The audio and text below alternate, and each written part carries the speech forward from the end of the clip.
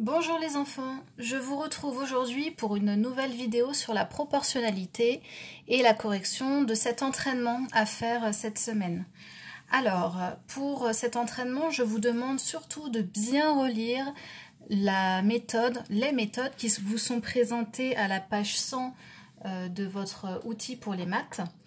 Je vous rappelle aussi que deux grandeurs sont proportionnelles si on peut calculer les valeurs de l'une en multipliant les valeurs de l'autre par un même nombre, appelé coefficient de proportionnalité.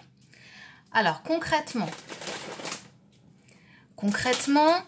dans le premier exercice, on va utiliser cette méthode du coefficient de proportionnalité. Dans le tableau, on donne la distance parcourue par un cycliste en fonction de la durée de son trajet. Complète le tableau suivant. Je vous demande ici d'utiliser le coefficient de proportionnalité, c'est-à-dire de trouver le nombre qui nous permet de passer de la première ligne à la deuxième ligne en multipliant. D'accord? Alors, comment va-t-on le trouver? Eh bien, nous allons tout simplement regarder dans quelle colonne nous avons deux nombres. Ici. Ces deux nombres vont nous aider à trouver le coefficient de proportionnalité.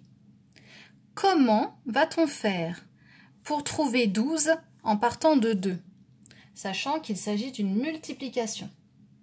Alors on cherche, dans la table de 2, qu'est-ce qui nous donne 12? 2 fois 6. Alors, 2 fois 6 est égal à 12.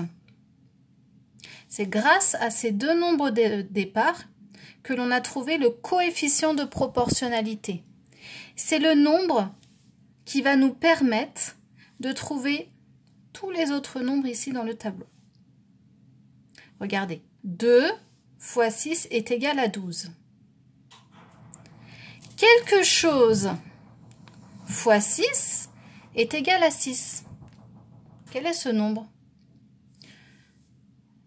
1. 1 fois 6 est égal à 6. C'est-à-dire que pour parcourir 1 km, le cycliste va mettre 6 minutes. On continue. Dans la table de 6, qu'est-ce qui donne 18? Quelque chose fois 6 donne 18. 3. 3 fois 6 est égal à 18.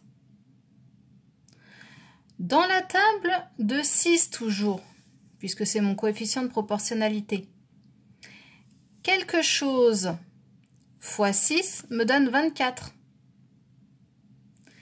4 fois 6 est égal à 24.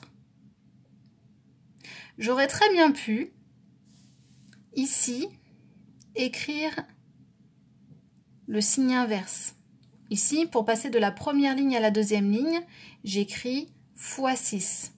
Cela veut dire que pour passer de la deuxième ligne à la première ligne, je dois diviser les nombres de la deuxième ligne par 6 pour trouver les nombres de la première ligne.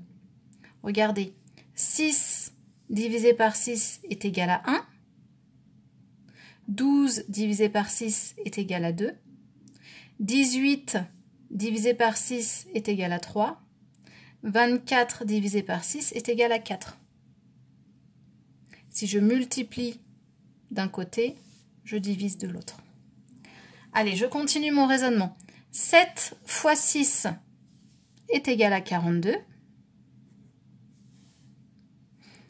12 fois 6, alors 6 fois 2 me donne 12. Je retiens 1 dans ma tête. 1 fois 6 est égal à 6, plus ma retenue, 7, donc 72. Je continue. 84 divisé par 6, je pourrais très bien poser ma petite division ici. Ça me fera un petit rappel. Alors, dans 8, combien de fois 6? Une fois. 1 fois 6 est égal à 6. Je fais ma soustraction, il me reste 2.